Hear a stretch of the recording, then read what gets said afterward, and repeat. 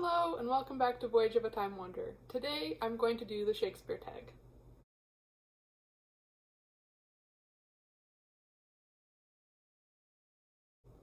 So in honor of Shakespeare's birthday, I wanted to do the Shakespeare Tag, which I believe was originally created by Libby Stevenson, and I first saw over on Katie's channel at Books and Things, and I thought this would be a really fun way to celebrate Shakespeare in the month of April. So without further ado, the first question is, what was your first exposure to Shakespeare? And when I was thinking back on this, my first kind of memory of Shakespeare is actually a pretty vivid memory, and I was lying on the living room floor reading a comic book version of some of Shakespeare's plays, and after digging around quite a bit on the internet, it was a bit elusive. I think it must have been Tales of Shakespeare by Marcia Williams, because it has a fairly unique and distinct art style. And when I looked at the images, I'm pretty sure this lines up with what I had in my memory. So this book, it looks like, tells 7 of Shakespeare's plays in a cartoon format, and I think that must have been my very first exposure to Shakespeare. Then as I got a little bit older, I was a huge Tudor-era history nerd, and I read pretty much every YA book set in that time period that I could find at the library. And a lot of Tudor-era novels have some mentions of Shakespeare in them, but I did read some that were centered around either Shakespeare or the Globe Theatre, including The Shakespeare Stealer by Gary Blackwood, The True Prince by J.B. Cheaney, and Loving Will Shakespeare by Carolyn Meyer. So I feel like I knew a lot about him and his world before I actually read my first full play, and that was A Midsummer's Night Dream in grade 9.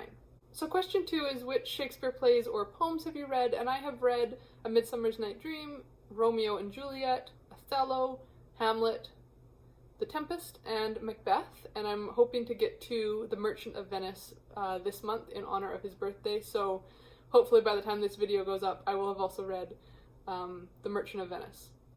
And I know that we studied some of his poems in high school, but I can't remember exactly which ones.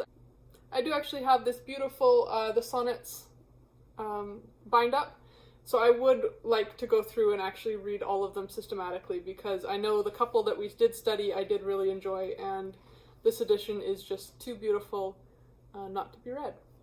So I definitely haven't read as many as I would like to, because eventually I would love to have read his whole catalog, so maybe in a couple of years I'll be able to do this tag over again and have some updated answers. So the third question is, which plays have you seen, either on the stage or in movies? So on the stage, I have seen Julius Caesar, and I just released a video about my experience visiting the Globe. See these postcards, and my button that says proudly standing since 1599, because I got groundling seats, aka standing seats, to see Julius Caesar.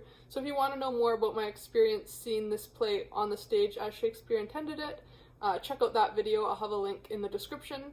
I have also seen Twelfth Night. My high school put on a production of that when I was in high school, and I have watched a live stream of A Midsummer's Night Dream from the Globe, which I don't know if that counts, but it kind of counts, because it was like watching a stage play, not like watching a movie.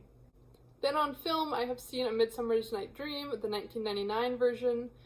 Romeo and Juliet, I have seen both the version from the 1960s and the version from the 90s starring Leonardo DiCaprio. I have seen the 1995 version of Othello, the 1996 version of Hamlet, and also an adaptation of The Taming of the Shrew, if you think that 10 Things I Hate About You counts as seeing an adaptation of a Shakespeare play, so that one might be a bit iffy. I've been really wanting to watch the adaptations of the history plays that have been coming out recently, so I've been kind of bribing myself to get reading more of his history plays so I can watch those film adaptations that look like they're really wonderfully done. Question 4 is, do you have a favorite edition of the complete works? And no, I don't. I don't actually think that I would really like reading from the complete works, just because it would be so bulky. It would be a great shelf display piece maybe, but reading his work all in one bind-up doesn't really appeal to me. I do have, however, my favorite editions, and those are the Folger Shakespeare Library editions. I have Othello and The Tempest here. I really like these editions because they have the original text on one side, and then some of the word definitions that are maybe a little trickier, or like explanatory images and introductions in modern day English on the side. and some of the editions I've read had either like a full modern English narrative along the side, and I found that distracting because I was like kept leaping over to read the modern English and not absorbing the Shakespearean English. Or I've seen ones that have like just footnotes or endnotes to explain some of the words or phrases that we would not be as familiar with. And that as well, I hate like flipping back and forth, so I tend to not look up the words that I'm not so sure about. Whereas this one, I can just glance across, see the definition, and then continue reading the original text. And I just think these are such like a handy size. They're super small, they're very flexible, they're easy to read. So these are definitely the editions that I prefer to read out of if I'm going to read a Shakespeare play in the physical format. Question 5 is, what is your favorite comedy? And my answer for that is A Midsummer's Night Dream, both for sentimental reasons because it was the first Shakespeare play that I ever read, and I just love imagining these events taking place in a beautiful, lush forest. Question 6 is, what is your favorite history? And I don't think I've read one of his plays that is actually classified as a history, so I am going to say Julius Caesar, which I think isn't actually classified as a history, but it does recount actual historical events, so in my opinion it should count. And I really enjoyed Julius Caesar when I was able to see it performed live. So this would be my vote for my favorite play that deals with actual historical events. Question 7 is, what is your favorite tragedy? And I have to say Othello for that. I studied this one in high school, almost accidentally, usually in grade 11.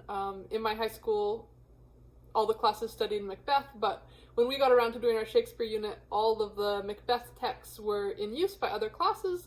So my teacher had to choose a different Shakespeare, and she chose Othello, and I'm so glad she did because it has become my favorite of all of Shakespeare's plays. I ended up getting so invested in the characters in Othello, and I remember that my term project for this was a poster around themes of jealousy, and I brought in all these quotes and 3D elements, snakes and toads and handkerchiefs and little cardboard beds that I constructed. And the quote, "Then you must speak of one who loved not wisely but too well," is the single Shakespeare quote that has most significantly imprinted itself on my heart and soul and runs through my mind all the time when reading other books or passing through life events. So Othello just has a really special place in my heart. Then question 8 is, which is your least favorite play? And I think I have a bit of an unpopular opinion for this, and I'm going to say Macbeth. It's actually the only play that I have read in the original text that I didn't study either in high school or university, so I don't know if that had an effect on my enjoyment of it. But it just didn't impact me in the same way that some of his other plays did. I feel like it's so hyped and famous that when I actually got around to reading it, it was a bit of a letdown, and I found it to be so grim and dark, without any of the little moments of humor that I love so much sprinkled throughout many of his other plays. Question 9 is, which play would you like to direct? And for this, I am going to say The Tempest. This play I actually studied in university in a Caribbean literature class, and we studied it through a post-colonial theory lens, and I found that to be such a fascinating way of approaching this play. So I would love to direct a version of The Tempest that really grapples with issues of colonialism and imperialism that are present in this play, while also having all the wonderful magical elements and the beautiful island setting. Then question 10 is, which lesser-known play do you think deserves more attention, or which lesser-known play are you most excited to read? And obviously, from my list of plays that I have read, I haven't really read any that I would consider to be lesser-known. I have heard a number of Shakespeare fans say that Measure for Measure is a really underrated play, so that is probably the one that I'm most excited to get to, and I hear that it has a great blend of tragedy and comedy that I think would really appeal to me. So those are my answers for the Shakespeare Tag. Thanks for watching, and until next time, enjoy wandering through the pages of a good book. Bye.